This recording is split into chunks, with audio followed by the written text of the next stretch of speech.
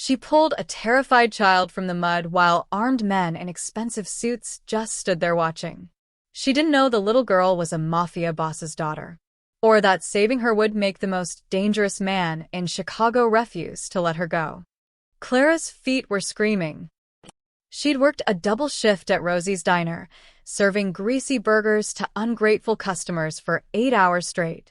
Her sneakers had given up somewhere around hour 6, the sole flapping loose, like a broken promise. So she'd kicked them off 2 blocks ago and carried them, walking barefoot through Chicago's South Side like some kind of modern-day beggar. The rain had stopped an hour ago, but the streets were still slick. Construction barriers lined Roosevelt Road, where they were tearing up the old warehouses. Clara took the detour through the mud-caked access road, too tired to care about the filth squishing between her toes. That's when she heard the screaming. Not words, just sounds, high-pitched, terrified sounds that made Clara's exhausted body suddenly forget how to feel pain. She dropped her shoes and ran toward the noise. The scene that greeted her was chaos. 3 black SUVs sat at odd angles on the temporary road, their headlights cutting through the evening gloom. Men in dark suits were shouting at each other, their voices sharp with panic. And there, 15 feet down an unstable slope of wet construction mud, was a wheelchair, tilting dangerously to one side. A girl sat in it, maybe 12 years old, with dark hair plastered to her face, her hands gripping the armrests so hard her knuckles had gone white. She wasn't screaming anymore.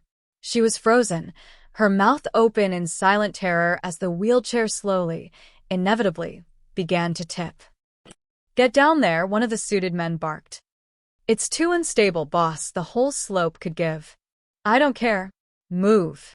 But nobody moved. They all stood there like statues, these big men in their expensive suits, watching a child sink into the mud. Clara didn't think. She just acted. She launched herself down the slope, her bare feet finding purchase, where the suited men saw only danger. The mud was cold and thick, sucking at her legs with each step. Sharp debris hidden beneath the surface, broken glass, twisted metal, bit into her soles. She ignored it. The wheelchair was tilting further now, 45 degrees and counting. The girl's eyes found Clara's, wide and brown and terrified. "I've got you," Clara gasped, even though she didn't know if she did. She grabbed the wheelchair with both hands and pulled. Nothing happened. The mud held it like a fist. Clara repositioned, braced her legs, and pulled again. Pain shot through her palms. Something sharp had opened her skin, but the chair moved an inch. Then 2 inches. The girl was making small, desperate sounds now. Clara looked into those terrified eyes and felt something fierce and protective surge through her exhausted body. "You're okay," she said firmly. "I promise. You're okay." With a sound like a giant suction cup releasing, the wheelchair came free. Clara nearly fell backward, but caught herself. The slope was giving way beneath her feet. She could feel it starting to slide. She had maybe 10 seconds before the whole thing collapsed. She unlatched the wheelchair's safety belt with shaking, bloody hands and lifted the girl. She was small, lighter than Clara expected, but dead weight in her terror. Clara held her tight and began climbing. Her feet screamed. Her hands screamed. Her lungs screamed. She climbed anyway. Hands reached down, finally, and took the girl from her arms. Clara collapsed at the top of the slope, gasping, as the wheelchair and a section of mud disappeared down the hill with a wet, rushing sound. 5 seconds later. If she'd been 5 seconds slower. "She's a child, not a symbol." Clara's own voice surprised her. She'd grabbed the nearest suited man by his lapel without even realizing it. He'd said something, made some excuse about the terrain, about protocol, and she'd just snapped. The slap came before she could stop it. Her muddy, bleeding palm connected with his face in front of everyone. The world went very, very quiet. That's when Clara looked up and really saw them. A dozen men in suits, all staring at her with identical expressions of shock. And standing among them, holding his daughter, was a man who made the air feel different just by existing. He was maybe 40, with iron gray at his temples and eyes like winter. He wore a suit that probably cost more than Clara's entire year's rent. But what made her breath catch wasn't his expensive clothes or his obvious wealth. It was the way he looked at her. Like he was seeing something he'd never seen before. Like he was recalculating everything he thought he knew about the world. The girl in his arms reached out toward Clara, making soft sounds, her fingers grasping at air. "Sir," one of the men said urgently. "We need to move." Now. The man's eyes stayed on Clara for another heartbeat. Then he nodded sharply. "Pack up. We're leaving." They moved like a military unit, efficient and fast. Within seconds, the SUVs were loading up. Clara caught glimpses of the girl being secured in the middle vehicle, still reaching back toward her. The man, the one who'd held the girl, paused at his car door. He looked at Clara one more time, and she saw something flicker across his face. Recognition? Calculation? Concern. "You should go," he said quietly. His voice was rough silk, the kind of voice that didn't need to be loud to be heard. "And forget you saw this." Then he was gone, the SUVs disappearing into the Chicago night like they'd never been there at all. Clara stood alone in the mud, bleeding and barefoot, with no idea that she'd just saved the daughter of Lorenzo Vitali, the most powerful crime boss in Chicago.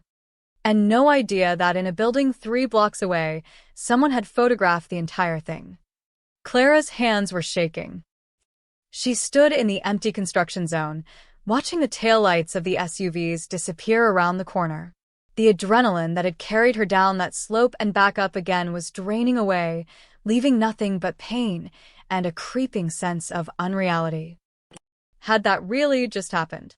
She looked down at her hands. Blood mixed with mud, forming dark streaks across her palms. The cuts weren't deep, but they stung like fire. Her feet were worse. She could feel warm blood between her toes, could see the gashes from whatever metal she'd stepped on in that godforsaken mud pit. And she'd slapped him, that man in the suit, right across the face, in front of everyone. "Oh God," Clara whispered. "What did I just do?" Her legs started to give out. She caught herself against a construction barrier, breathing hard. The man who'd held the girl, the one with the winter eyes, his last words echoed in her head. "You should go. And forget you saw this." Clara wanted to laugh. Forget?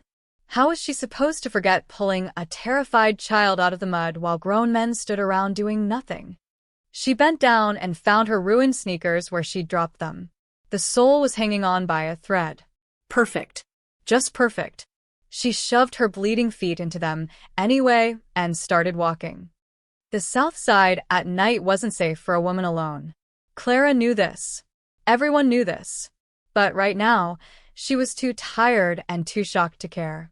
She limped through the empty streets, past boarded-up shops and graffiti-covered walls, heading toward her apartment 3 miles away.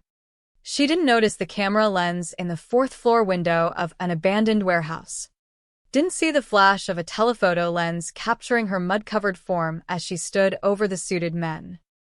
Didn't hear the rapid clicking as someone photographed the moment she handed the girl to safety, her face twisted in fierce protectiveness.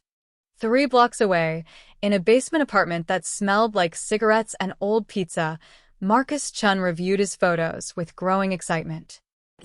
"Holy shit," he muttered, zooming in on his laptop screen. "Holy shit, holy shit, holy shit." He'd been staking out that location for 3 days, hoping to catch Lorenzo Vitali's convoy on their way back from the countryside estate. The rival families paid good money for intel on Vitali's movements. Marcus wasn't proud of selling information to gangsters, but journalism didn't pay the bills anymore. Not in Chicago. Not anywhere. But these photos? These were worth 10 times his usual fee. A stranger, some random woman, holding Isabella Vitali in the mud. The boss's precious daughter, the one he kept hidden from the world, completely vulnerable. And the Vitali guards just standing there, useless. This made the boss look weak. Marcus's fingers flew across the keyboard, uploading the photos to an encrypted server. Within minutes, they'd be in the hands of the Rossetti family, the Koreans, maybe even the Russians. Everyone who wanted a piece of Vitali's territory would see these. He felt a momentary pang of guilt thinking about the woman in the photos. She clearly had no idea what she'd stumbled into. But that wasn't his problem. "Sorry, lady," Marcus said to her frozen image on his screen. "Wrong place, wrong time."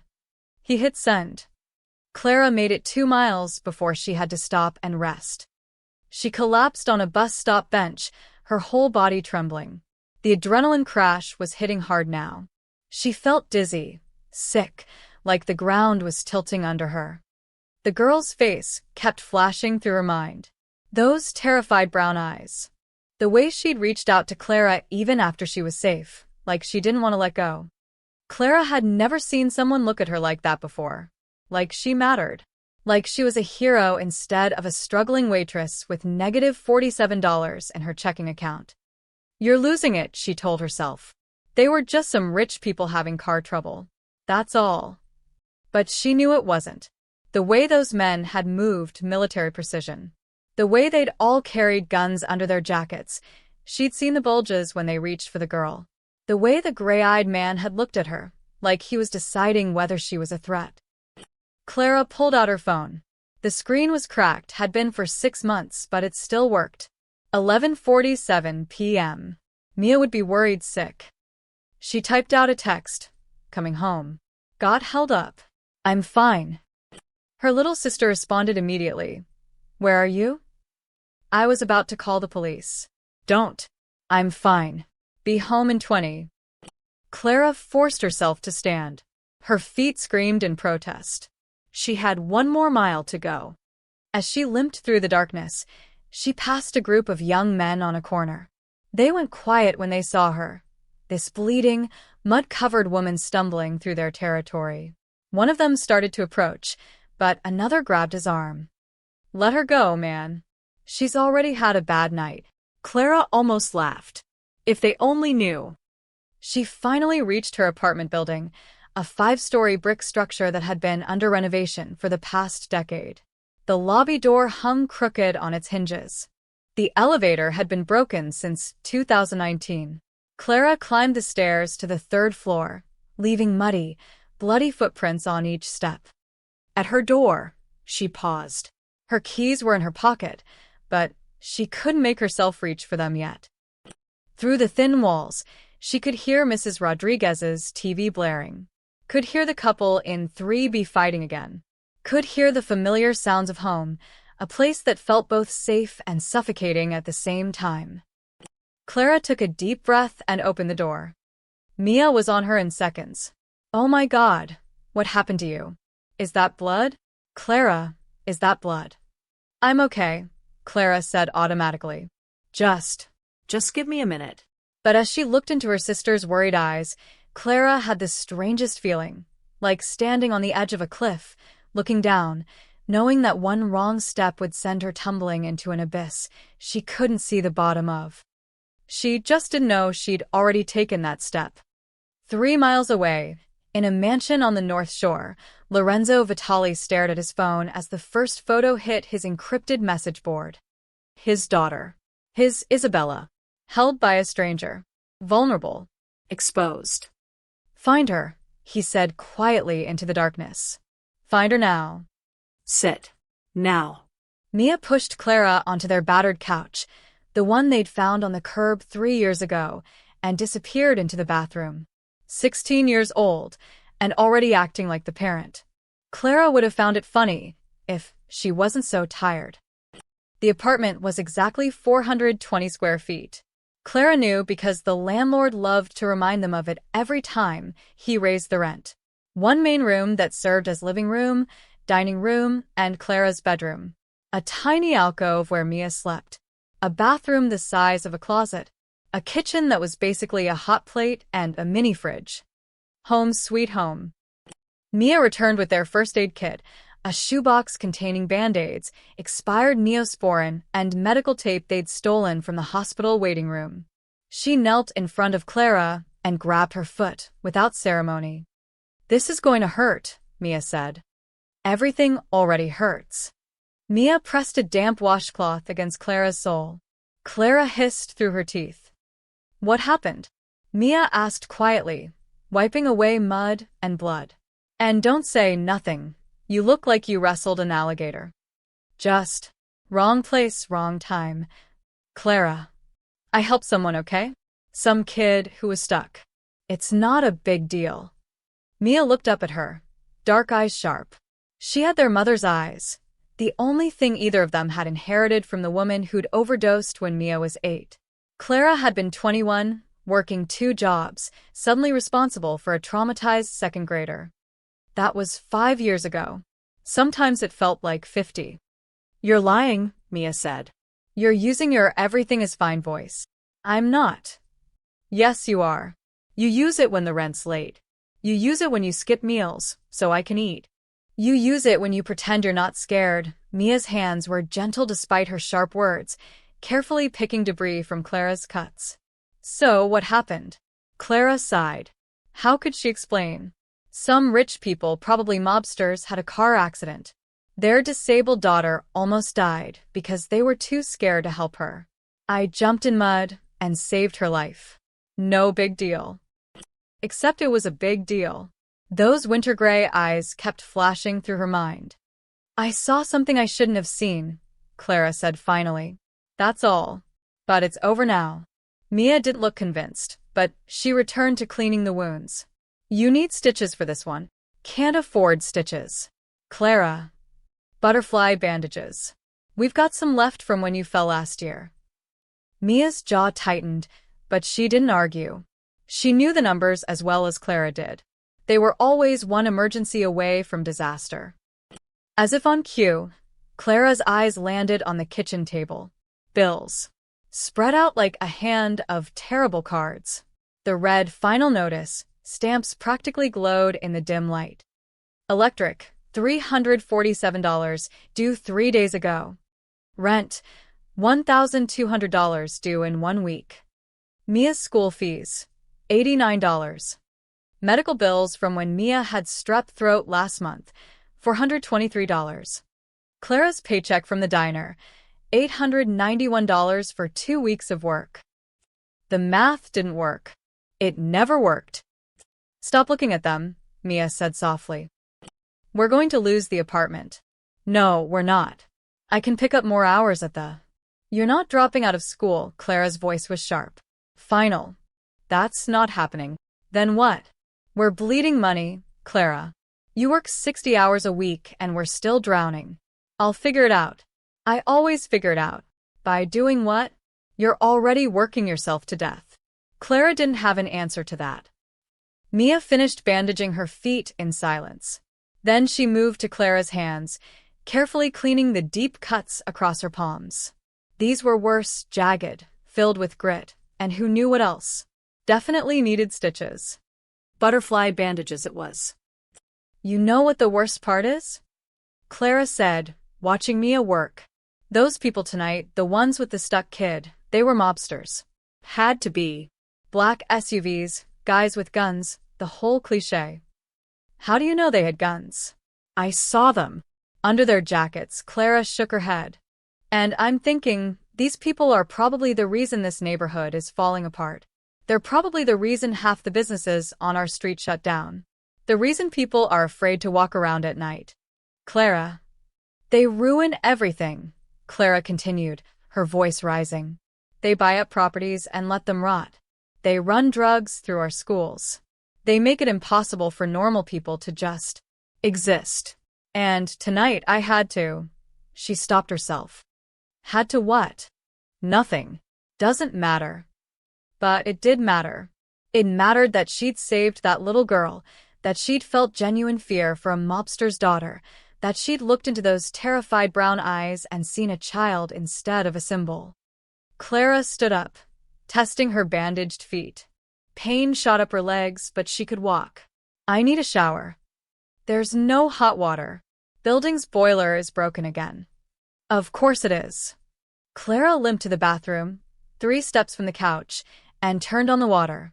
Freezing cold, just like Mia said. She stripped off her muddy clothes and stepped under the spray anyway, gasping as ice-cold water hit her skin. She watched the mud swirl down the drain, brown water turning pink with blood, carrying away the evidence of tonight's disaster. But she couldn't wash away the memory. That little girl's face. The way she'd reached for Clara, even after she was safe. The way the gray-eyed man had looked at her, like he was memorizing her face. You should go. And forget you saw this. Yeah, Clara whispered to the empty bathroom. That's going to happen? She stood under the freezing water until her teeth chattered, trying to make sense of the last 2 hours. Trying to convince herself that tomorrow, everything would go back to normal.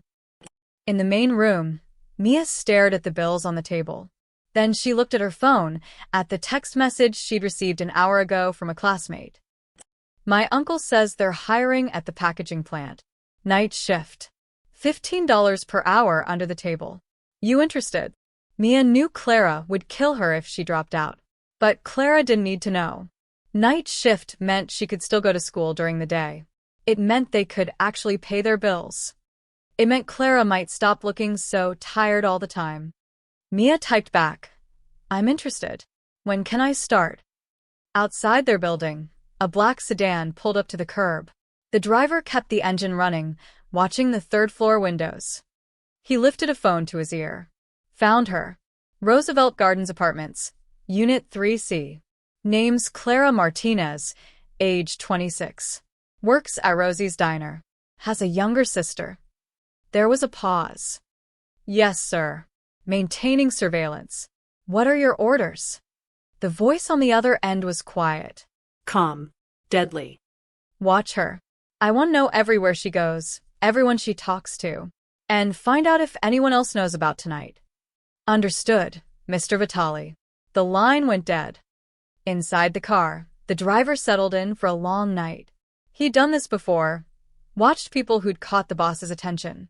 Usually they disappeared after a few days. But something about this one felt different. The boss's daughter had reached for her. Isabella Vitali, who hadn't voluntarily touched another human being in 3 years, had reached for this stranger like her life depended on it. That changed things. The driver didn't know how yet, but it would. It always did. The photos hit the underground networks at 3:47 a.m. By dawn, every major crime family in Chicago had seen them. In a penthouse overlooking Lake Michigan, Vincent Rossetti poured his morning espresso and studied the images on his tablet. His nephew Tony stood behind him, practically bouncing with excitement. Look at this, Tony said, zooming in on one photo. Vitali's guy's just standing there while some random woman saves his daughter. They look like idiots. Vincent said nothing. He swiped through the photos slowly, methodically. The disabled girl in the mud. The stranger pulling her out. The guards frozen in place. And there, in the last photo, Lorenzo Vitali himself, holding his daughter, staring at the mud-covered woman with an expression Vincent had never seen on his rival's face before. Uncertainty. This is it, Tony continued. This is what we've been waiting for. We can use this. Show the other families that Vitali's getting soft. His own men won't even protect his kid without some civilian doing their job. Shut up, Vincent said quietly. Tony, shut up. Vincent set down his espresso. Who took these photos? Some freelancer. Marcus Chen. He sells intel to whoever pays. And who else has seen them? Everyone. The Koreans, the Russians, probably half the South Side by now. They're spreading like wildfire. Vincent leaned back in his chair. 20 years he'd been trying to find a weakness in Lorenzo Vitali's armor. 20 years of watching the man consolidate power, eliminate threats, build an empire on fear and loyalty.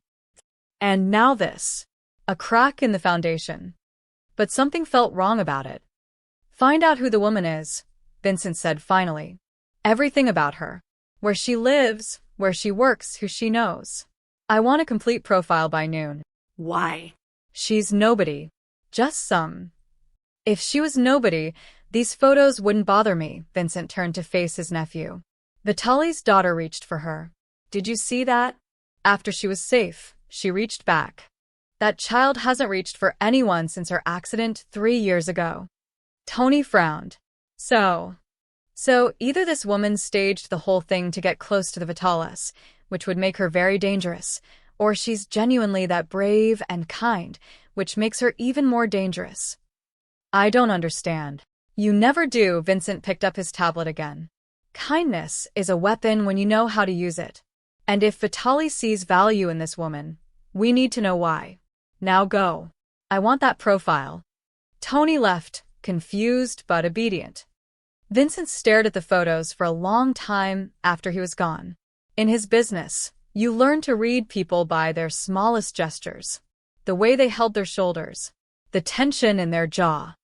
Lorenzo Vitali, in that last photo, looked like a man who'd just seen a ghost.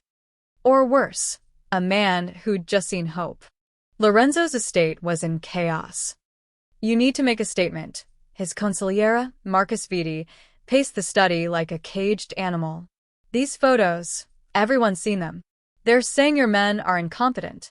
They're saying you're vulnerable. Lorenzo sat behind his mahogany desk, silent. He'd been silent for the past hour while Marcus spiraled. We need damage control. We bring the woman in, make her disappear quietly. Say she was a plant from the Rossettis, trying to infiltrate our organization. We caught her, dealt with her. End of story. No, Lorenzo said. Marcus stopped pacing. What? I said no. Lorenzo, you're not thinking clearly. This woman is a liability. She saw Isabella, she saw our vehicles, she probably memorized faces. And now her picture is all over the underground. The rivals will use her to get to you. I said no. Lorenzo's voice was quiet, but it cut through Marcus's panic like a knife. Find her. Bring her here. But she doesn't get hurt. Are we clear? Marcus stared at him. You can't be serious. Do I look like I'm joking? She's a security risk. She saved my daughter's life. While my trained guards stood there like statues, Lorenzo stood up, his winter gray eyes cold. Which one sounds like the bigger security risk to you? Marcus opened his mouth, then closed it. He'd known Lorenzo for 20 years, since they were both young men fighting for territory in the South Side. He'd seen Lorenzo order executions without blinking. Had seen him destroy entire operations with a single phone call. But he'd never seen him look like this. Uncertain. Almost. Guilty. Where is Isabella? Lorenzo asked. Still asleep. The doctor gave her something for the anxiety. When she wakes up, I want to be there. Marcus nodded slowly. Lorenzo, I have to say this. That woman, whoever she is, she's trouble. I can feel it. She's either working for someone or she's about to become a target for everyone who wants to hurt you. Then we make sure she's protected. Protected? We don't even know her. Lorenzo walked to the window overlooking his estate's grounds. Gardens his late wife had designed. A wheelchair ramp they'd built 3 years ago after the accident that took Isabella's ability to walk and speak. She jumped into that mud without hesitation, Lorenzo said quietly. While men with guns and training stood there debating risk assessments, she just acted. When was the last time you saw someone do something without calculating what they'd get out of it? Marcus didn't have an answer to that. Find her, Lorenzo repeated. And Marcus? The men who froze last night. The ones who let my daughter sit in that mud while they worried about their suits. I want them reassigned. Desk work. Permanently. Lorenzo. They failed her. I don't accept failure when it comes to Isabella. Marcus left, his mind racing. This was bad. Lorenzo was making decisions based on emotion, not strategy. The woman had gotten under his skin somehow, and that made her the most dangerous person in Chicago. Whether she knew it or not. In Isabella's bedroom, the morning light filtered through lace curtains. She was awake. Had been for an hour. But she lay still, staring at the ceiling, her hands moving in the air above her. Signs. The language she'd learned after the accident stole her voice.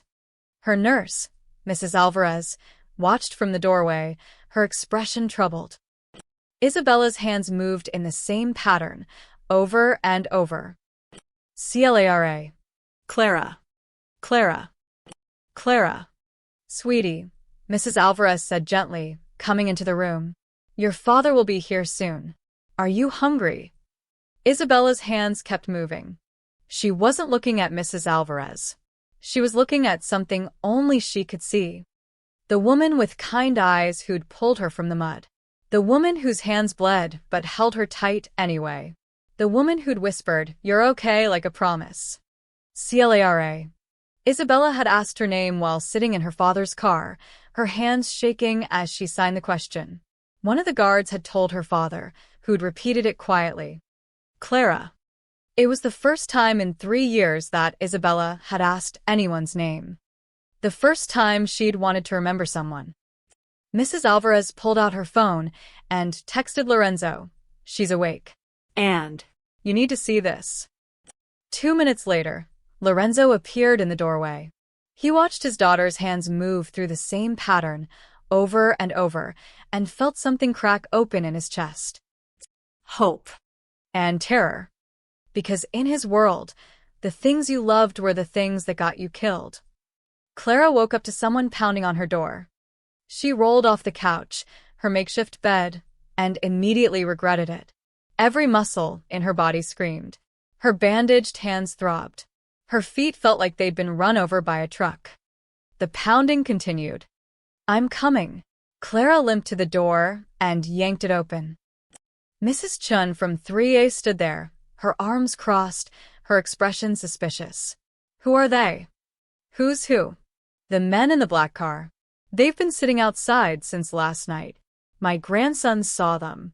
Are you in trouble? Clara's stomach dropped. What black car?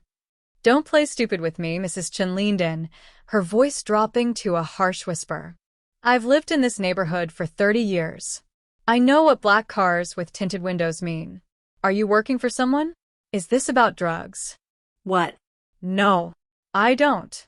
Because if you bring that trouble to this building, if you put my family in danger. Mrs. Chun, I swear I have no idea what you're talking about. The old woman studied her face, then huffed. Stay away from my grandson. She turned and shuffled back to her apartment, muttering in Mandarin. Clara stood in her doorway, confused and increasingly worried.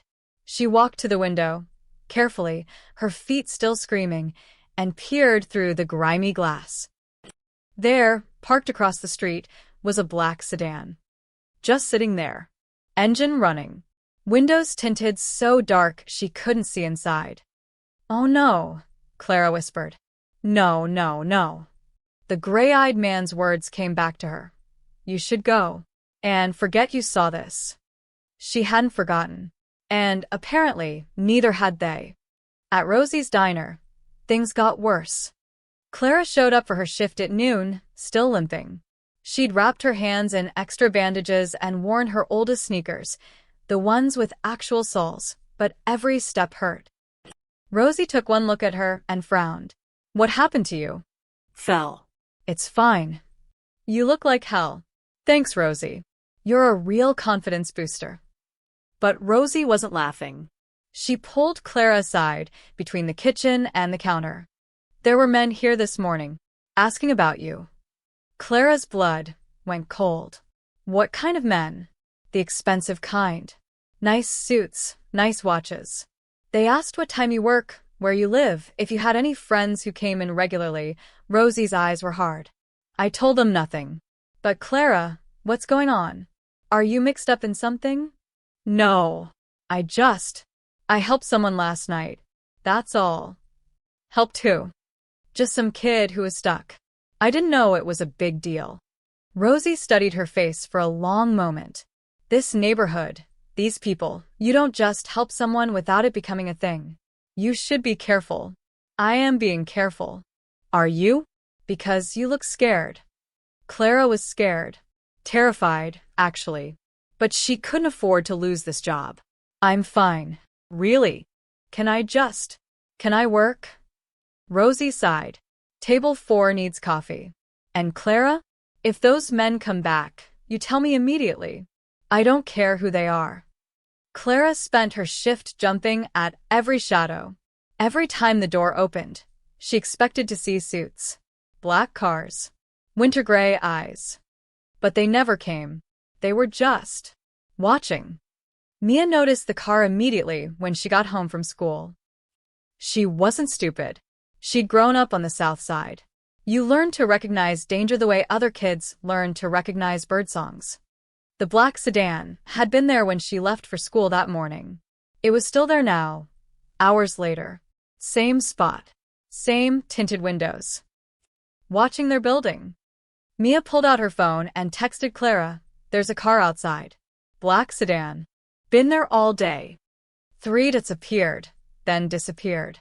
Then appeared again. Finally, I know. Stay inside when you get home. Lock the door. What's going on? I don't know yet. Just be careful. Mia looked up at their third-floor window. Clara was standing there, barely visible through the glass, staring down at the street. At the car. Something was very, very wrong. By evening, the whole building knew about the black car. Mr. Rodriguez from 2B confronted Clara in the stairwell. "My wife says there are gangsters watching our building because of you. I don't know anything about. We have children here. If you brought this to our home." "I didn't bring anything. I helped a kid who was stuck in mud. That's it." But Mr. Rodriguez didn't look convinced. He pushed past her, shaking his head. Clara made it back to her apartment and locked the door. Mia was sitting on the couch, her homework spread around her, but she wasn't looking at it. "Everyone's talking about you," Mia said quietly. "I know. They think you're working for the gangs. Mrs. Chin told everyone you're dealing drugs out of our apartment." "I'm not." "I know you're not." Mia's voice cracked. "But they don't. And that car is still out there." "Clara, what did you do?" Clara sank onto the couch beside her sister. How could she explain? She'd saved a child's life. That was supposed to be a good thing. A hero thing. But in this world, apparently, kindness made you suspicious. "I saved someone," Clara said finally. "Someone important, I think. And now they're trying to figure out if I'm a threat." "Are you?" "Of course not." But they don't know that. Mia was quiet for a moment. Then, what happens if they decide you are a threat? Clara didn't have an answer to that. Outside, the black sedan's window rolled down an inch. The driver lifted his phone. Subject is home. Sister arrived from school at 3:47 p.m. Neighbors are getting agitated. Building residents suspicious. Should we make contact? He listened to the response, then nodded. Understood. Maintaining surveillance. But sir, the longer we wait, the more attention we draw. Rossetti's people could be watching too. Another pause. Yes, sir. Tomorrow morning. I'll arrange the pickup. The window rolled back up. Inside Unit 3C, Clara stood at the window again, staring down at that black car. She thought about running, taking Mia and disappearing into the city. They'd done it before, after their mother died, when social services wanted to split them up. But where would they go? They had no money, no family, no safety net. And something told her that running from these people would be the worst decision she could make. So she stood there, watching the watchers, feeling the walls close in. Her phone buzzed. Unknown number. She almost didn't answer. But something, instinct, curiosity, stupidity, made her pick up. Clara Martinez?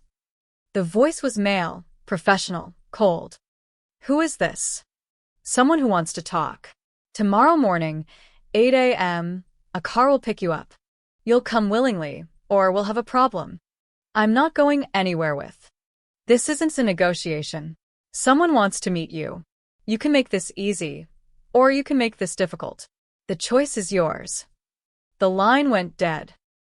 Clara stood there, phone pressed to her ear, listening to the dial tone. Mia looked up from the couch. Who was that? Clara turned to face her sister, trying to keep her voice steady. We need to talk about what happens if I don't come home tomorrow. Clara, just listen. If something happens to me, you call Rosie. She has an envelope in her safe with money and instructions. You go to Aunt Linda's in Indiana. You finish school. You. Stop it. Mia was on her feet now, tears streaming down her face. "You're talking like you're going to die." "I'm not going to die. I'm just being careful." But as Clara pulled her sister into a hug, she wondered if she was lying. Because tomorrow morning, she was getting into a car with people who could make her disappear. And nobody would even know where to look. Clara didn't sleep. She sat on the couch all night, watching the clock tick toward morning. Mia had finally passed out around 2 a.m., exhausted from crying. Clara had covered her with their one good blanket and stayed awake, planning. She'd written a letter, hidden it in her pillowcase. If she didn't come back, Mia would find it. At 7:45 a.m., Clara kissed her sleeping sister's forehead and walked out the door. The black sedan was waiting. 2 men in suits stood beside it. Not the same ones from the mud. These were bigger, harder. One of them opened the rear door, without a word. Clara's legs felt like concrete. "Where are we going?" "Someone wants to talk to you." "I have a right to know." "You don't have rights," the man's voice was flat, emotionless. "You have choices. Get in the car willingly, or we make you." "What's it going to be?" Clara thought about screaming, running, fighting. But Mrs. Chun was watching from her window. Mr. Rodriguez from the corner. If she made a scene, these men might come back, might hurt someone. She got in the car. The door shut behind her like a coffin lid. "Hands out," one of the men said, sliding in beside her. "What?" He pulled out a black cloth. "Blindfold. Standard procedure. You're kidnapping me. We're protecting operational security. Now hands out, or I do it the hard way." Clara's hands shook as she held them out. The cloth went over her eyes, plunging her into darkness. She felt the car start moving, felt the turns and stops, tried to count them to track their location. After the 5th turn, she gave up. She was lost. The drive took 40 minutes. When the blindfold finally came off, Clara found herself staring at a mansion that looked like it belonged in a movie. Stone walls, iron gates, gardens that probably cost more to maintain than she made in a year. "Out," one of the men said. Clara's legs were numb. She stumbled getting out of the car, and rough hands caught her arms. They marched her up stone steps, through a door that was probably older than her grandmother, into a hall that echoed with their footsteps. The ceiling was 30 feet high.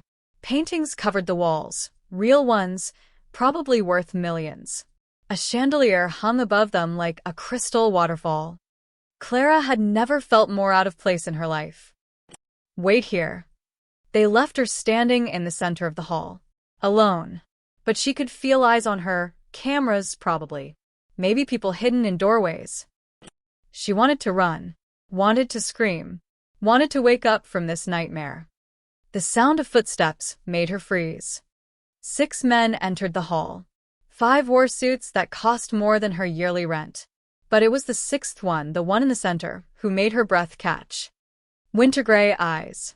The man who'd held the girl. The one who'd told her to forget what she'd seen. Lorenzo Vitali. She knew his name now.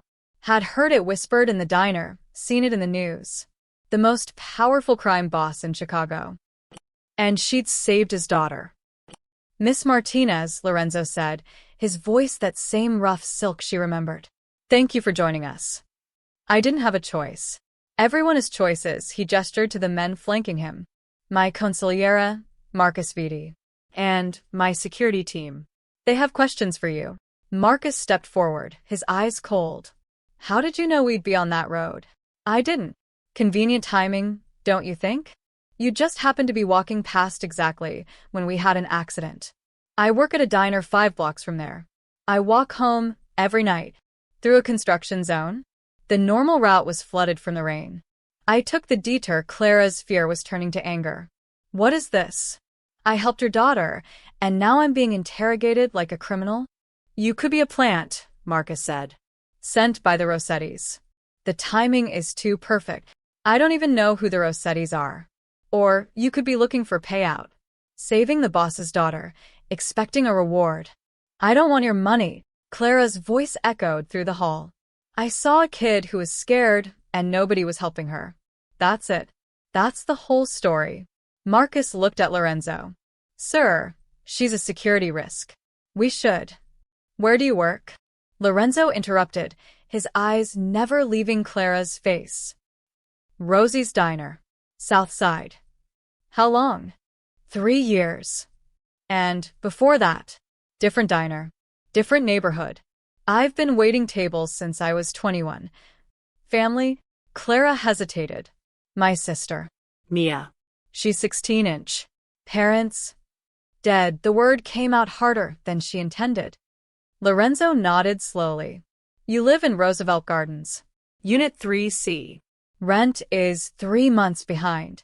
You have $17 in your checking account. Your sister has a 38 GPA and wants to study medicine. Clara's blood ran cold. How do you? I know everything about you, Miss Martinez. I know you skip meals so your sister can eat. I know you work doubles every weekend. I know you turned down a scholarship to community college because you had to take care of Mia after your mother overdosed. Lorenzo took a step closer. So, I'm going to ask you one more time. Why did you help my daughter? Because she needed help. Clara's voice cracked. Because she was terrified and nobody was doing anything. I didn't know who you were. I didn't know who she was. I just saw a kid in trouble, and The door at the far end of the hall opened. Everyone turned. A nurse pushed a wheelchair into the room. And in that wheelchair sat the girl from the mud. Isabella. She looked different in daylight. Clean, dressed in soft clothes, her dark hair brushed and shining. But her eyes, those same terrified brown eyes, found Clara's immediately. And everything else in the room ceased to exist. Isabella's hands moved, signing something Clara didn't understand. The nurse bent down listening, then looked shocked. Mr. Vitali, she says. But Isabella was already moving. Not with her legs. She couldn't. But with her hands, frantically spinning the wheelchair's wheels, propelling herself forward. Toward Clara. The security team tensed. Marcus moved to intercept. Don't, Lorenzo said quietly. Isabella rolled right up to Clara and stopped. Her hands were shaking as she reached up. Clara didn't think. She just knelt down and took those small hands in her bandaged ones. Isabella's eyes filled with tears. Her hands squeezed Clara's with surprising strength. The hall was silent. You could have heard a pin drop. She hasn't touched anyone voluntarily in 3 years, the nurse whispered. Not since the accident. Lorenzo stared at his daughter. At this stranger who'd somehow broken through walls that therapists and doctors and endless specialists couldn't crack. Marcus looked between them, his expression troubled. Sir. Everyone out, Lorenzo said. Sir, I really think. Out. Now. The security team filed out. Marcus hesitated, then followed, throwing one last suspicious glance at Clara. The nurse wheeled toward the door, but Isabella's hands moved frantically, signing something. She wants me to stay, the nurse translated. Fine. Everyone else out. When the door closed, it was just the 4 of them. Lorenzo, Isabella, Clara, and the nurse bearing witness. My daughter, Lorenzo said slowly, seems to think you're important. Clara looked down at the girl holding her hands. I just didn't want her to be scared. Why? Because nobody should be that scared. Ever. Something shifted in Lorenzo's eyes. You have no idea what you've walked into. Then maybe you should explain it to me. Lorenzo almost smiled. Almost. You have courage, Miss Martinez. Stupid courage, but courage nonetheless. Is that what this is about? You brought me here to tell me I'm stupid? I brought you here to decide whether you're a threat or an asset. And Lorenzo looked at his daughter. Isabella was still holding Clara's hands, her whole body relaxed in a way he hadn't seen since before the car accident that stole her ability to walk and speak. That, Lorenzo said quietly, depends on what happens next. Lorenzo's studies smelled like leather and old money. Marcus paced in front of the desk like a trapped animal. This is a mistake. You've said that 3 times already. Lorenzo poured himself a whiskey. It was barely noon, but after the scene in the hall, He needed it. Because it's true. That woman is a liability. The photos are everywhere. Every family in Chicago has seen them. They're using it to make you look weak. I am aware. Are you? Because bringing her here, letting Isabella get attached, you're making it worse. Marcus slammed his hand on the desk. The Rossettis are circling. The Koreans are asking questions. Your own men are wondering if you've lost your edge. Lorenzo sipped his drink. My edge. Yes. 3 years ago, you would have handled this cleanly. Quietly. But now you're bringing random civilians into your home because your daughter held her hand. That's not why I brought her here. Then why? Lorenzo was quiet for a long moment. Because Isabella hasn't shown interest in another human being since the accident. Not her doctors, not her therapists, not me. She tolerates existence. That's all. He set down his glass. And then some stranger pulls her from the mud, and suddenly she's alive again. That's emotion talking. Not strategy. Maybe. But Isabella is all I have left. Lorenzo's voice went cold. My wife is dead. My brothers are dead. My parents are dead. Everyone I've ever cared about has been taken from me by this life. Everyone except her. So yes, Marcus, if that woman can reach my daughter when no one else can, I will protect her.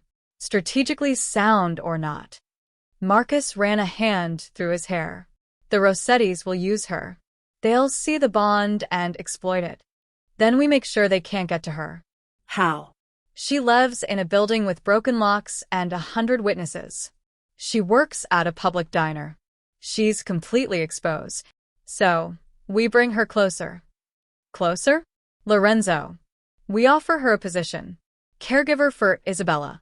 She lives here, under our protection, and Isabella gets someone who actually gives a damn about her well-being. Marcus stared at him. You want to hire a complete stranger to care for your daughter? A woman we know nothing about. We know everything about her. You ran the background check yourself. A background check doesn't tell us her true intentions. Her intentions were to save a drowning child.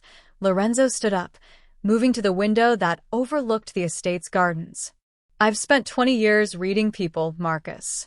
Knowing when they're lying, when they're scheming, when they're playing an angle. That woman in the hall? She was terrified. Angry. Confused. But she wasn't calculating. She didn't see dollar signs when she looked at Isabella. She saw a child. That doesn't make her trustworthy. No. But it makes her worth the risk. Marcus was silent for a moment. The men won't like this. The men don't have to like it. They have to obey. And if she says no... Lorenzo watched the gardens below. Then we make sure she's protected anyway. Because regardless of whether she works for us, the moment those photos went public, she became a target. In the gardens, Clara was discovering what it felt like to breathe for the first time in years. The nurse, Mrs. Alvarez, had suggested fresh air. Isabella loves the gardens, she'd said. Maybe you could walk with her? Clara had expected awkwardness. Expected to feel out of place among the roses and stone paths that probably cost more than her entire apartment building. Instead, she felt peaceful. Isabella's wheelchair rolled smoothly on the paved paths. The girl kept looking up at Clara, her face holding an expression somewhere between wonder and relief. So, Clara said, unsure how to talk to someone who couldn't talk back. This is nice. Way nicer than my neighborhood. We've got one park with broken swings and drug dealers. You've got, she gestured around. This. Isabella's hands moved. Signing something. I don't know sign language, Clara admitted. Sorry. Isabella paused, then pointed at a rose bush. Then at Clara. Then at herself. The rose bush is like us. Clara guessed. Isabella shook her head. She pointed at the roses, then made a gesture, like she was picking one. Then she mimed getting hurt. Oh. Pretty, but dangerous? Isabella nodded enthusiastically. Clara laughed. Yeah. That tracks. Especially for this place. She knelt beside the wheelchair. Can I ask you something? Why did you reach for me? Back in the hall. Isabella's hands moved slowly, deliberately. She pointed at her chest, at her heart. Then she pointed at Clara's chest. Then she brought her hands together, interlocking her fingers. Connected? Clara whispered. You felt connected to me? Isabella nodded. Clara felt her throat tighten. When was the last time anyone had wanted to be connected to her? Not out of obligation or necessity, but just because. I felt it too, Clara said quietly. When I saw you in that mud, I didn't think. I just knew I had to help you. Isabella's smile was like sunrise. They walked, Clara walking, Isabella rolling, through the gardens for an hour. No words. Just gestures and glances and a strange, instant understanding that neither of them could explain. Clara showed Isabella how to make a whistle with a blade of grass. Isabella showed Clara where the fish pond was, pointing excitedly at the koi swimming beneath the surface. It was simple, easy, natural.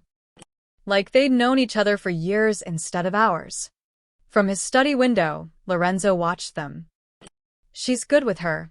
Mrs. Alvarez had appeared beside him, following his gaze. I've been Isabella's nurse for 2 years. I've never seen her like this. Like what? Happy. The word hit Lorenzo harder than it should have. Happy. When was the last time his daughter had been happy? Before the accident? Before her mother died? Before his life had stolen her childhood? The girl needs this, Mrs. Alvarez continued. She needs someone who doesn't treat her like she's broken. Who doesn't hover and worry and talk in that careful voice we all use. She glanced at Lorenzo. That woman down there? She talks to Isabella like she's a person, not a tragedy. Lorenzo said nothing. Whatever you decide to do, Mrs. Alvarez said quietly, think about what Isabella needs.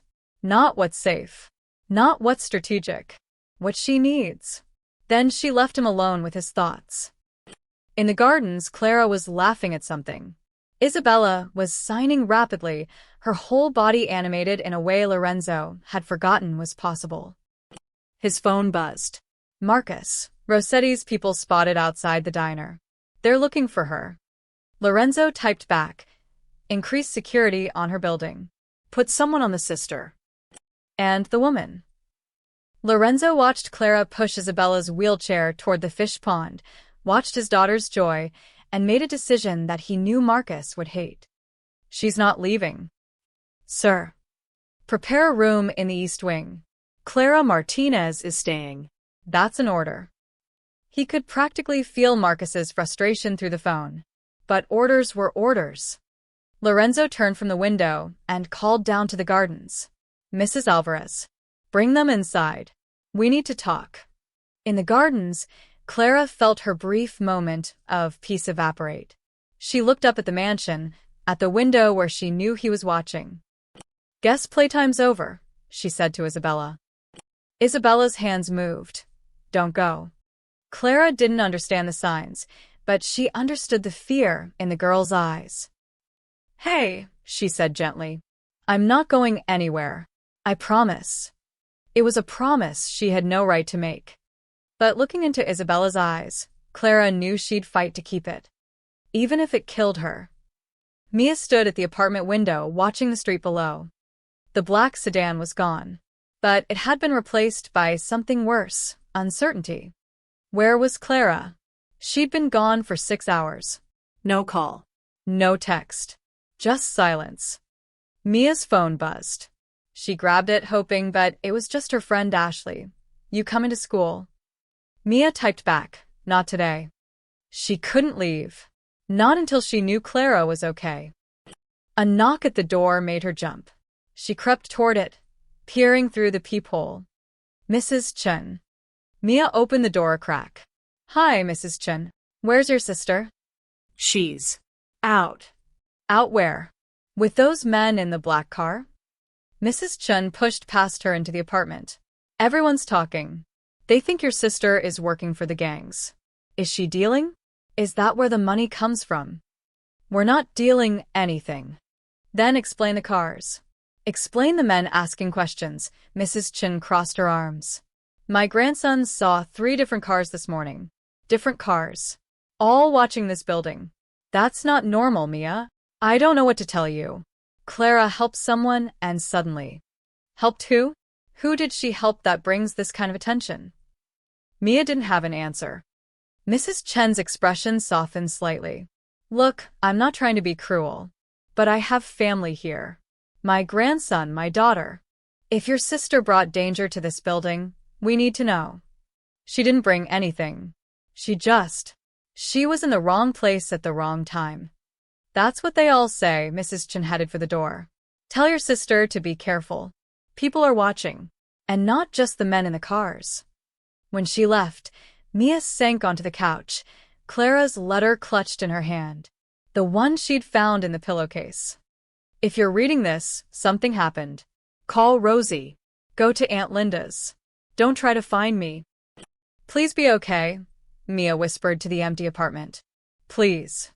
At Rosie's diner, chaos was brewing. Where's Clara? A regular customer asked. She's never missed a shift. Rosie wiped down the counter, her jaw tight. She called in sick.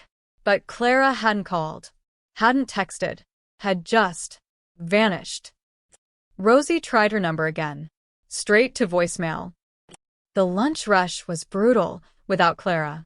Only 2 servers on the floor, orders backing up, customers getting cranky. But Rosie's mind wasn't on the diner. It was on the men who'd come in that morning. Different men than yesterday. These wore leather jackets instead of suits, had neck tattoos instead of expensive watches. You know a Clara Martinez? The one with a scar had asked. She work here? Rosie had countered. You tell me. Never heard of her. The man had smiled, cold, predatory. That's funny, because we heard she works here every day. Lunch shift. Real reliable girl. He leaned over the counter. But she didn't show up today. You know where she is? No idea.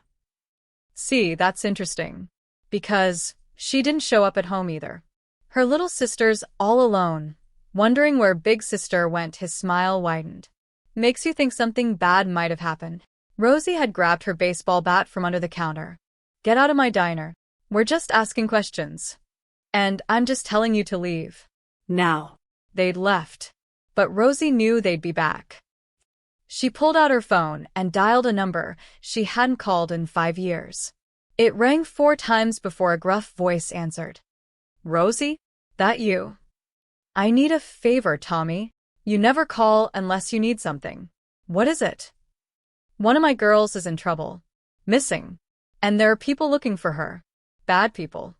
What kind of bad people? The kind with expensive suits. And the kind with neck tattoos. Both. Tommy was quiet for a moment. Jesus, Rosie. What did your girl do? I don't know. But I need you to ask around. See what the streets are saying. This is gonna cost you. I know. I'll make some calls. Rosie hung up and stared at the diner's front door, waiting for Clara to walk through, praying she would. 3 blocks away, Vincent Rossetti's nephew Tony sat in an unmarked van with 2 of his men. She's not at the diner, one reported. Hasn't shown up all day. What about the apartment? Just the sister. Looks scared out of her mind. Tony drummed his fingers on the dashboard. Vitaly took her. We don't know that. Where else would she be? Those photos went viral in our world. He had to make a move. Tony smiled. Which means she's valuable. More valuable than we thought. So what do? We watch. We wait. And when she surfaces, because she will surface, we grab her. Tony pulled out his phone, scrolling through the photos again. Uncle Vincent wants to know why Vitaly cares about this woman. We're going to find out. And if Vitaly's protecting her, then we send a message. Show him that protection doesn't mean shit when we want something. Back at the apartment, Mia's phone finally rang. Unknown number. But she answered anyway. Hello? Mia? Clara. Relief flooded through her. Oh my God. Where are you? Are you okay? I'm fine. I can't tell you where I am, but I'm safe. Safe? There are men watching our building. Mrs. Chin thinks you're a drug dealer. Rosie called looking for you. I know it's bad. But listen. No, you listen. You left a goodbye letter in your pillowcase. I thought you were dead. Clara's voice cracked. I'm so sorry. I didn't mean to scare you. But things are complicated. Complicated how? The people I helped. The ones from last night. They want to talk to me about something. It might take a few days. A few days? Clara, we can't afford. I know. But this might actually help us. I can't explain right now, but trust me. Okay. Mia wanted to scream. Wanted to cry.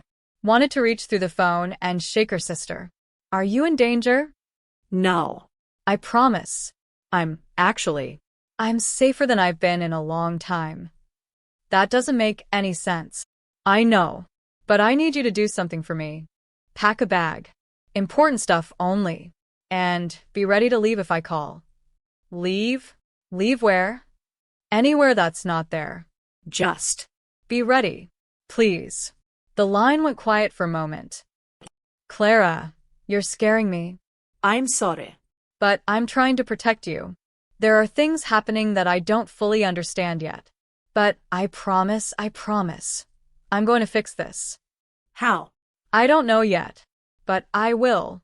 I love you, Mia. I love you too. Please come home soon. I will. I promise. The line went dead. Mia sat in the empty apartment, surrounded by overdue bills and broken promises, and started packing a bag. Outside, 3 different cars watched the building. One belonged to Lorenzo's men, assigned to protect the sister. One belonged to the Rossettis, waiting for an opening. And one belonged to someone else entirely, someone who'd been watching the story unfold and saw an opportunity. The powder keg was building. All it needed was a spark. Night fell over the Vitali estate like a heavy curtain.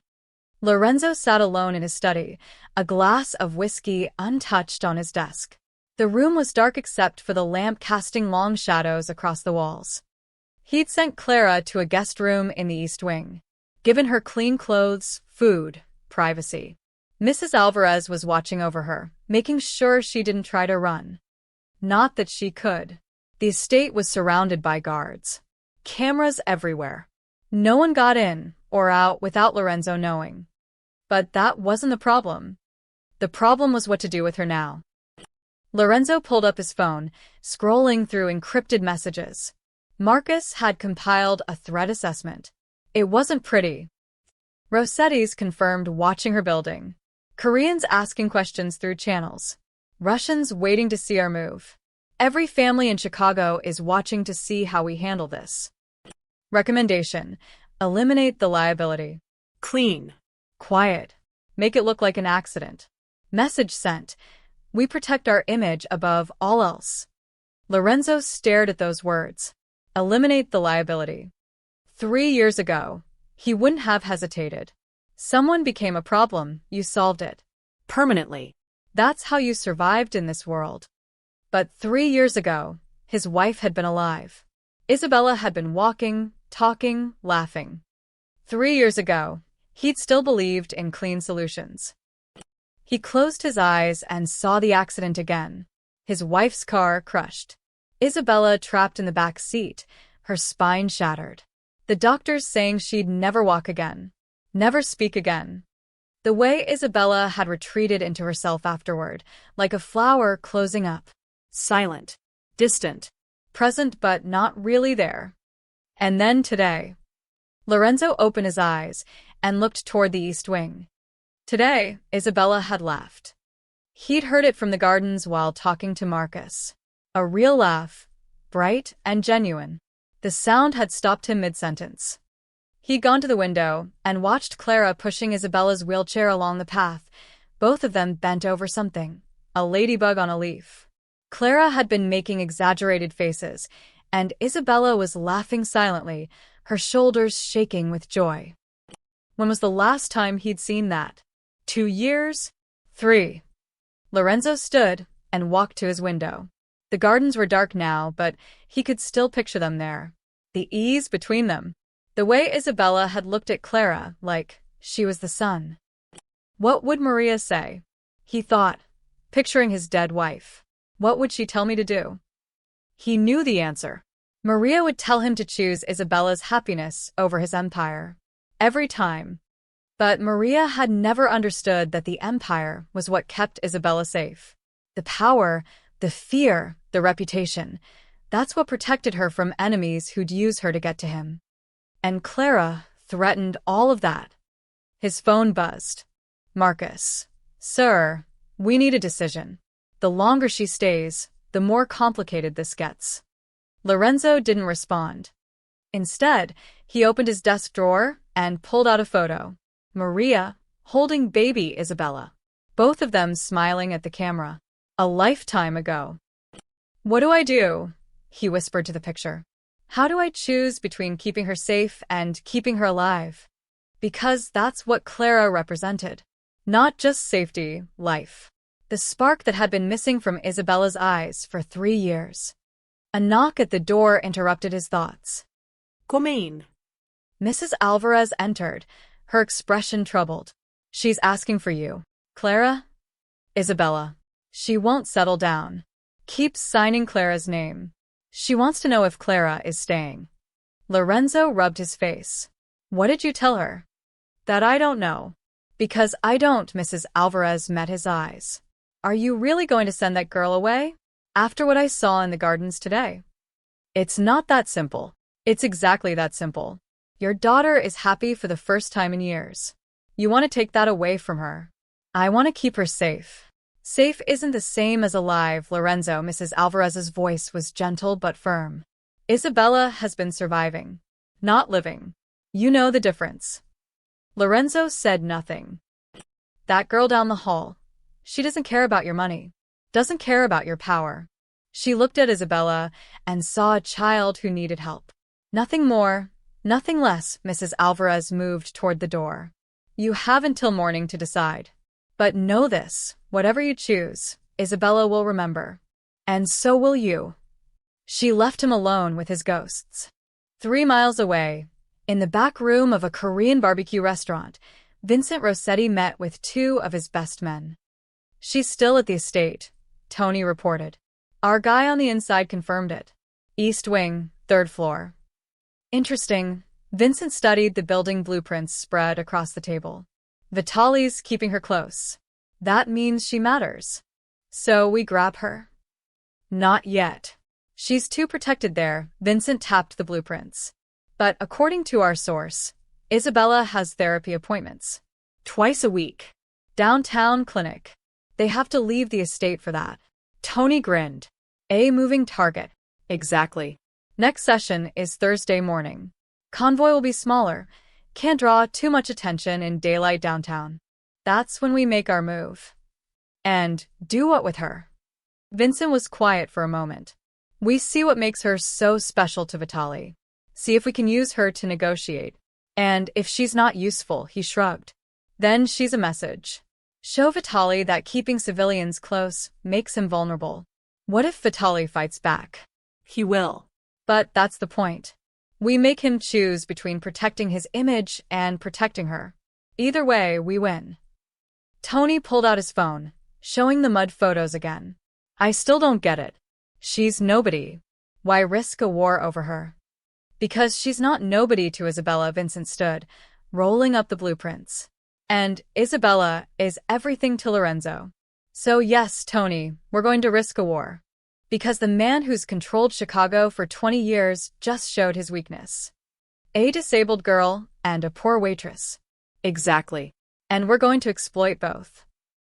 Back at the estate, Clara couldn't sleep. The room they'd given her was bigger than her entire apartment. The bed was softer than anything she'd ever felt. But she lay awake, staring at the ceiling, her mind racing. What was she doing here? What was happening to Mia? What had she gotten herself into? A soft knock made her sit up. Come in. The door opened. Isabella rolled in, wearing pajamas, Mrs. Alvarez pushing her wheelchair. She insisted, Mrs. Alvarez said apologetically. Wouldn't sleep until she saw you. Isabella's hands moved frantically. She wants to know if you're leaving, Mrs. Alvarez translated. Clara looked at the girl's frightened eyes. I don't know. More signing. She says please don't go. She says. She says you make her feel safe.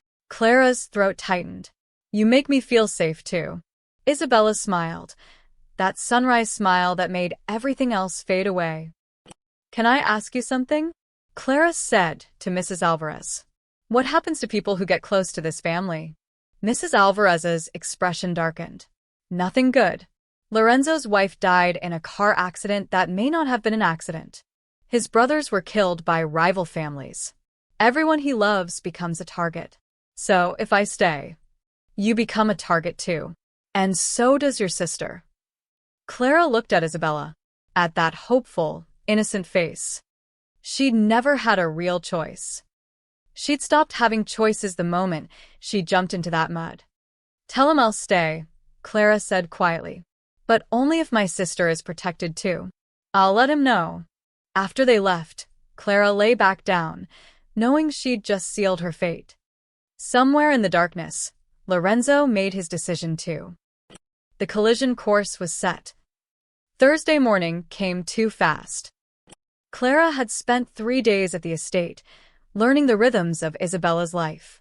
Breakfast at 8, morning exercises with a physical therapist at 9, lunch at noon, afternoons in the garden or reading, Clara reading aloud while Isabella signed responses that Mrs. Alvarez translated. It was peaceful, almost normal. Almost enough to make Clara forget she was living in a gilded cage. Isabella has therapy today, Mrs. Alvarez announced at breakfast. Downtown. Physical and speech therapy combined session. Lorenzo looked up from his newspaper. The usual detail? Yes, sir. 2 guards, myself, and the driver. I want to go, Clara said. Everyone turned to stare at her. Clara cleared her throat. If that's okay. Isabella seems calmer when I'm around. Right. Isabella nodded enthusiastically, signing something. She wants Clara to come, Mrs. Alvarez translated. Lorenzo studied Clara for a long moment. It's not a field trip. Downtown can be dangerous. More dangerous than the South Side? I've lived there my whole life. Different kind of dangerous. I can handle it. Something flickered in Lorenzo's eyes. Respect, maybe. Or concern. Fine. But you follow the guard's instructions. No exceptions. Deal. The van left at 10 a.m. sharp. It was unmarked, deliberately ordinary looking. 2 guards sat in the front, both armed but dressed casually. Mrs. Alvarez sat in the back with Isabella and Clara, helping secure Isabella's wheelchair. 40-minute drive, the driver said. Clinics in the medical district. Clara looked out the tinted windows as they pulled away from the estate. The world outside felt surreal after 3 days in Lorenzo's bubble. Real buildings, real people, real life. She'd called Mia twice. Quick calls, careful words. Lorenzo had arranged for protection on the apartment, guards disguised as maintenance workers. Mia was safe. But Clara could hear the fear in her sister's voice. When are you coming home? Soon, Clara had promised, not knowing if it was true. Isabella's hand found Clara's, squeezing gently. Clara squeezed back, offering a smile. You're good with her, Mrs. Alvarez said quietly. She makes it easy. Most people don't think so. They see the wheelchair, the silence, and they treat her like she's broken, like she's not really there. That's their loss. Mrs. Alvarez smiled. Lorenzo made the right choice keeping you. Clara wasn't sure about that. But she was here now. Might as well make the best of it. They'd been driving for 20 minutes when the driver spoke up. Taking the usual route. Thompson Street to Madison, then. Detour ahead, the second guard interrupted, pointing. Construction signs. Clara's stomach dropped. Wait. It's fine, the driver said. Happens all the time. We'll go around. But as they turned onto the detour, a narrow alley between commercial buildings, Clara saw the barricade. 3 cars, blocking the exit. Back up, the second guard shouted. Back up now. The driver threw it in reverse. Too late. 2 more cars pulled in behind them, sealing them in. Oh God, Mrs. Alvarez whispered. Oh God, we're trapped. Men emerged from the cars. 8 of them. armed, moving with purpose. The guards pulled their guns. "Stay down. Everyone stay down." But Clara could see it in their faces, the same panic from the mud site, the same frozen fear. They were going to hesitate, going to debate, going to let Isabella get taken while they calculated odds. "Not again." "Drive," Clara said. "We can't, we're blocked." "Through them. Drive through them." "Are you insane? We'll hit." Clara didn't wait. She lunged forward, shoving the driver aside, and grabbed the wheel. "What the hell are you?" She slammed her foot on top of his, crushing the gas pedal. The van lurched forward with a roar. "Jesus Christ!" The guard in the passenger seat grabbed the dashboard. The men in front of the barricade dove aside. The van hit the first car, a sedan, with a sickening crunch of metal. The windshield spiderwebbed. The van kept going. "Clara!" Mrs. Alvarez screamed. Clara gritted her teeth and held the wheel steady, her heart hammering. The van scraped past the sedan, tires screaming, side mirrors shattering. Gunfire erupted behind them. The rear window exploded. "Stay down," Clara shouted, not letting go of the wheel. "Keep your heads down." The driver had recovered enough to take back control, his foot still on the gas. They burst out of the alley onto the main street, narrowly missing a city bus. "Go, go, go," the second guard yelled, twisting to look behind them. "They're following." 2 cars peeled out of the alley in pursuit. Clara scrambled back to Isabella, throwing herself over the wheelchair to shield her. Mrs. Alvarez was pressed against the wall, her face white with terror. Isabella was signing frantically, scared, panicked gestures. "You're okay," Clara gasped, her hands shaking. "I've got you. You're okay." The driver was weaving through traffic, running red lights, the pursuing cars staying close. The second guard had his phone out, shouting into it. "Code red. Downtown Medical District. We're under attack." "How far to the estate?" Clara demanded. 20 minutes. Too long. Way too long. "The police station," Mrs. Alvarez said suddenly. "On 5th Street. 3 blocks from here." "They won't follow us into a police station," the driver realized. He cranked the wheel hard, taking a corner so fast the van tilted on 2 wheels. Isabella's wheelchair slid. Clara grabbed it, using her body to keep it stable. The police station appeared ahead, a fortress of concrete and glass. The driver didn't slow down, just aimed straight for the front entrance where patrol cars were parked. The pursuing cars peeled off, disappearing into side streets. The van screeched to a stop in front of the station. Cops immediately swarmed them, guns drawn. "Federal case. Federal case," the guard shouted, holding up his phone. "Call this number." Now. Chaos erupted. Questions, demands, confusion. But Clara wasn't paying attention to any of it. She was focused on Isabella, whose hands were shaking, whose eyes were filled with tears. "Hey," Clara whispered, pulling her close. "We're safe now. You're safe. I promise." Isabella clung to her, silent sobs racking her small body. The second guard was on the phone with someone, Lorenzo, probably, explaining what happened. Clara caught fragments. Ambush. Blocked in. She drove through. Saved them. Mrs. Alvarez sat against the van wall, crying softly. They tried to take her. They were going to take Isabella. But they didn't, Clara said firmly. They didn't get her. She's right here. 30 minutes later, Lorenzo's personal convoy arrived. He emerged from the lead vehicle like a storm, all controlled fury and deadly calm. His eyes found Clara first, still holding his daughter, and something unreadable crossed his face. Then he turned to his guards. "Get them home," he said quietly. "And someone tell me exactly how my daughter ended up in an ambush 3 blocks from her therapy clinic." The guards looked at each other, then at their feet. "It was Clara," Mrs. Alvarez said, her voice still shaking. The guards froze. Just like at the mud. They were going to let those men take Isabella while they figured out what to do. But Clara, she wiped her eyes. Clara grabbed the wheel, and drove us through the blockade. She saved Isabella. Again, Lorenzo's eyes returned to Clara. She expected anger, expected blame.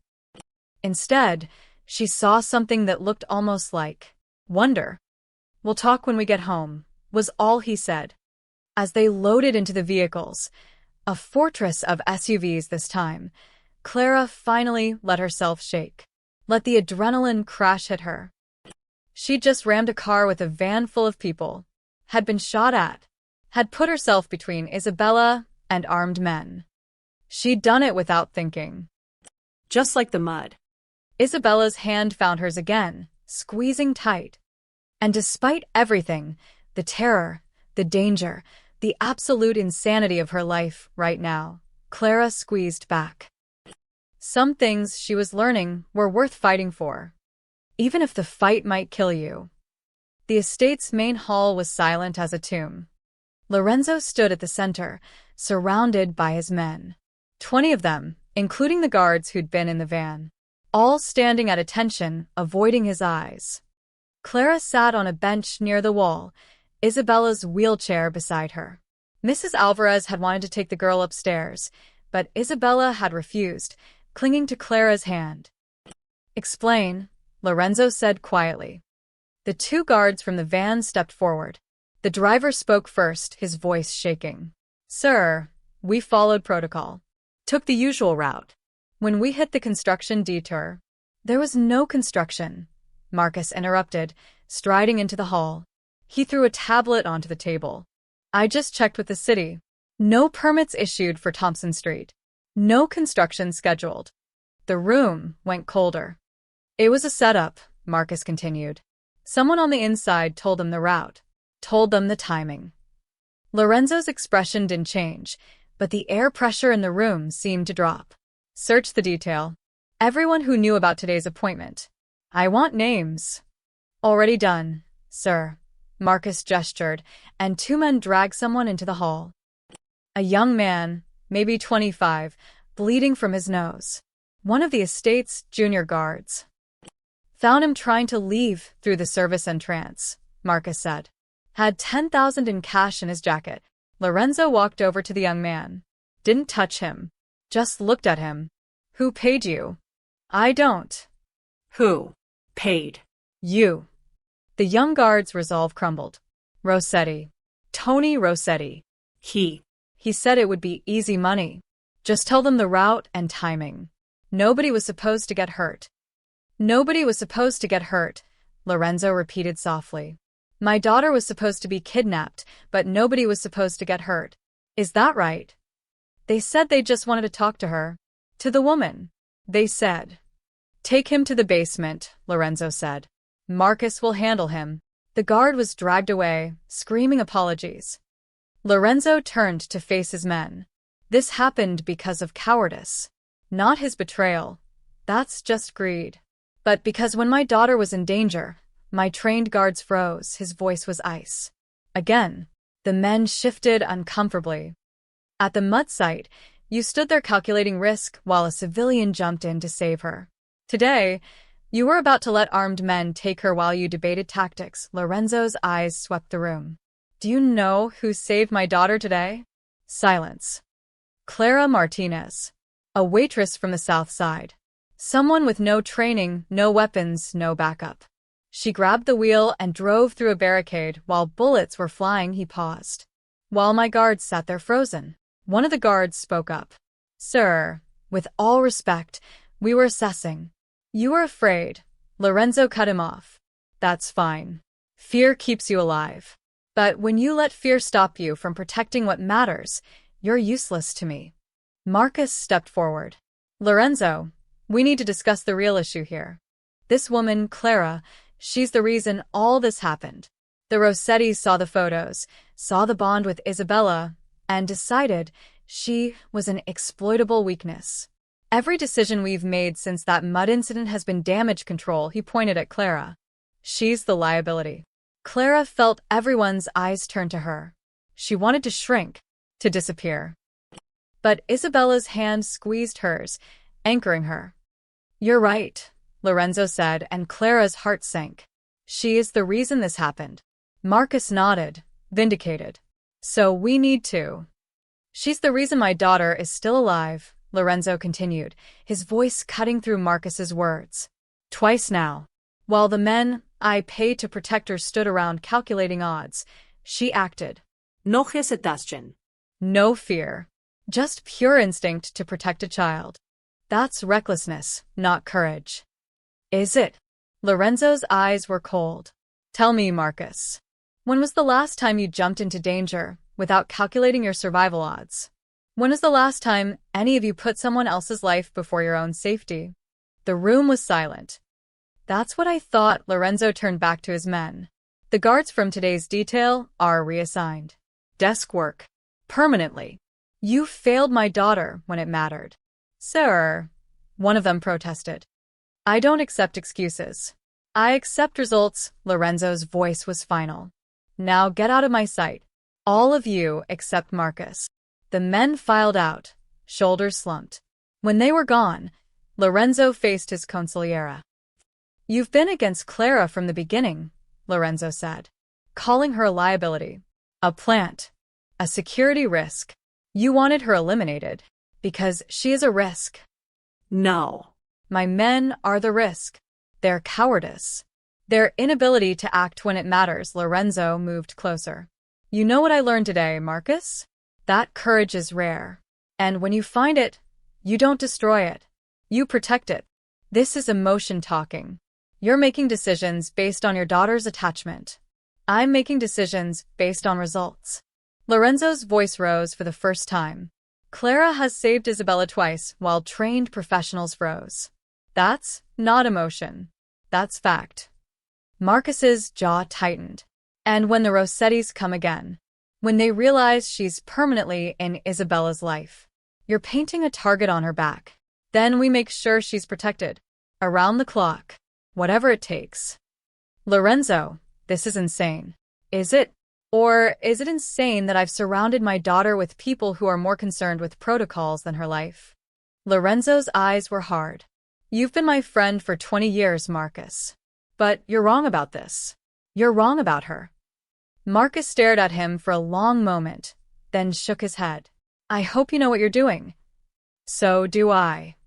Marcus left, leaving Lorenzo alone with Clara, Isabella, and Mrs. Alvarez. Lorenzo walked over to them. Isabella looked up at him, her eyes wide, then signed something rapidly. She says Clara is brave, Mrs. Alvarez translated softly. She says Clara is her hero. Lorenzo knelt beside his daughter's wheelchair. She's mine too. Clara felt tears sting her eyes.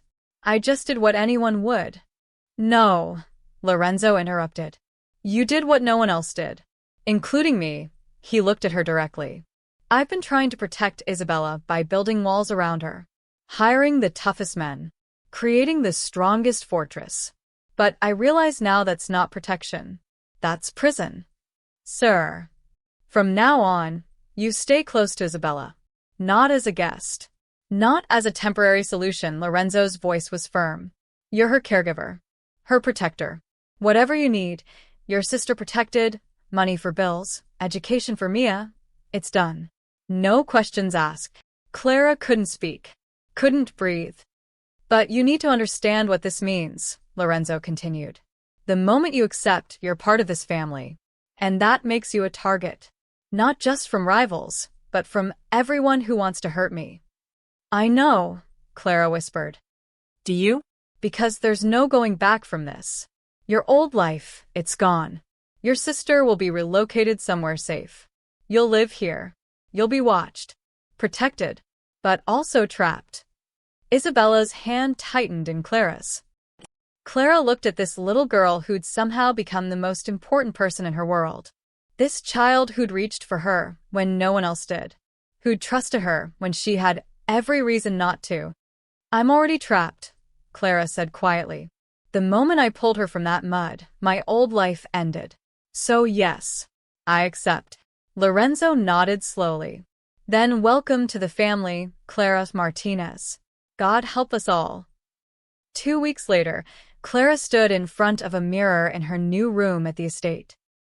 The woman staring back was the same face, same scars on her hands from the mud, but everything else had changed. She wore simple clothes, nothing fancy. Lorenzo had insisted she didn't need to dress like his staff. "You're not an employee," he'd said. "You're family. Family." The words still felt foreign on her tongue. A knock at the door pulled her from her thoughts.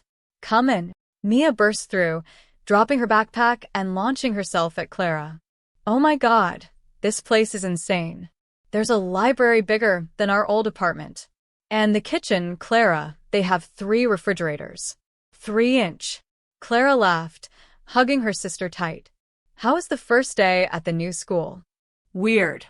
Good weird, though. "The teachers actually care. The books aren't falling apart. And nobody's dealing drugs in the bathroom." Mia pulled back, studying Clara's face. "You look different." "Different how?" "Less tired. Like you're actually sleeping for once." Clara smiled. "I am. 8 hours a night. It's revolutionary." The truth was more complicated. Yes, she slept better. Had regular meals. Didn't worry about rent or bills. But she'd traded one kind of exhaustion for another, constantly being on guard, aware that danger could come from anywhere. Lorenzo had been true to his word. Within days of Clara accepting her new role, things had shifted. He'd called a meeting of his organization, his entire network, and made an announcement that rippled through Chicago's underworld. "Clara Martinez is under my protection. She is Isabella's caregiver and part of my family. Anyone who touches her answers to me." The message was clear. She was untouchable. Marcus had arranged for Mia's transfer to a prestigious prep school on the north side. Full scholarship, anonymous donor. Mia didn't need to know the money came from a crime boss. She just needed to know she was finally getting the education she deserved. "Isabella wanted me to give you this," Mia said, pulling out a folded piece of paper. She drew it in art therapy. Clara unfolded it carefully. A crayon drawing. 2 figures standing in a garden. One tall, one in a wheelchair. Both smiling. Above them, Isabella had written in careful letters, "My hero." Clara's throat tightened. "I'll put this on my wall. She really loves you, you know. It's kind of amazing to watch." The feeling's mutual. Mia sat on Clara's bed, a massive 4-poster that could probably sleep 6 people. "So this is really happening? You're staying here?" Most of the time. Lorenzo said I can visit our old neighborhood when I want. With guards, obviously. "And you're okay with this? Living in a mansion with the mob?" Clara thought about that. A month ago, I would have said no way. But now. She looked at Mia's healthy color, the light in her eyes that came from not worrying about where her next meal would come from. "Now I think I'm exactly where I'm supposed to be." 3 days later, word reached Lorenzo that the Rossettis had withdrawn their men from the south side. Vincent Rossetti had sent a message through channels, no further action against the Martinez woman or the Vitali family at this time. It wasn't an apology. It wasn't even a truce. Just a strategic retreat. Tony Rossetti, apparently, had been disciplined for the botched kidnapping attempt. The young guard who'd betrayed Lorenzo had been found in the river. A message to anyone else thinking about selling information. The Korean and Russian families had backed off too, content to watch and wait. Clara had become radioactive, too risky to touch, too protected to exploit. In the underground networks, whispers spread.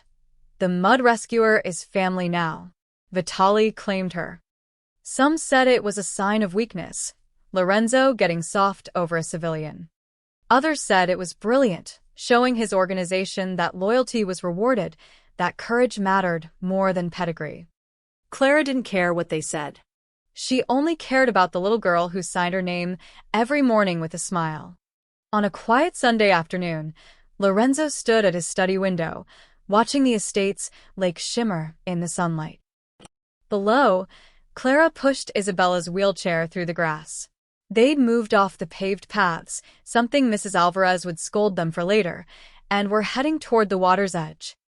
Isabella was signing enthusiastically, probably telling some story. Clara was laughing, responding with exaggerated gestures that made Isabella's shoulders shake with silent laughter. It looked so normal, so peaceful. Lorenzo knew it was an illusion. Danger still lurked. The Rossettis would try again eventually. Other rivals would probe for weaknesses. His world didn't allow for happy endings. But watching them now, this brave woman and his precious daughter, he felt something he hadn't felt in 3 years. Hope. Marcus appeared beside him, following his gaze. She's good for Isabella. Yes. The men are starting to accept her. They see how Isabella has changed. Good. Marcus was quiet for a moment. I was wrong about her. Lorenzo glanced at his old friend. I know. You realize what you've done, don't you? By making her family, you've shifted the entire power dynamic. Our rivals will adjust their strategies. Some might see it as an opportunity. Let them try. Lorenzo's voice was calm, certain. Clara drove through a barricade to save my daughter. She jumped into mud when train guards froze. She's earned her place here. Earned by courage, not blood. Sometimes courage matters more than blood. By the lake, Clara had stopped the wheelchair. She was pointing at something in the water, probably the koi swimming near the surface. Isabella was leaning forward, delighted. The mud was long gone from Clara's hands. The cuts had healed to faint scars. But the moment that started it all, that desperate rescue in the rain-soaked construction zone, had permanently altered the trajectory of all their lives. Lorenzo had spent 20 years building an empire on fear and power. One woman had reminded him that sometimes the strongest protection wasn't walls or weapons. It was love. Sir? Marcus said quietly. What are you thinking? Lorenzo watched Clara lift Isabella from the wheelchair, carefully settling her on the grass so she could feel the lake breeze. Watched his daughter's face light up with pure joy. I'm thinking, Lorenzo said slowly, that some rescues go both ways. Clara had saved Isabella from the mud. But maybe, just maybe, Isabella had saved Clara from drowning in a different kind of mud. The kind that suffocated hope and crushed dreams and made you forget that kindness still existed in the world. And in saving each other, they'd saved something in Lorenzo too. Something he thought died with his wife. His humanity. Marcus cleared his throat. I'll leave you to it, sir. When he was gone, Lorenzo remained at the window, watching over his daughter and the brave woman who'd become her guardian. The mud was washed away, but its impact would ripple through their lives forever. Sometimes the smallest acts of courage changed everything. Sometimes heroes didn't wear suits or carry guns. Sometimes they just kicked off their shoes and jumped.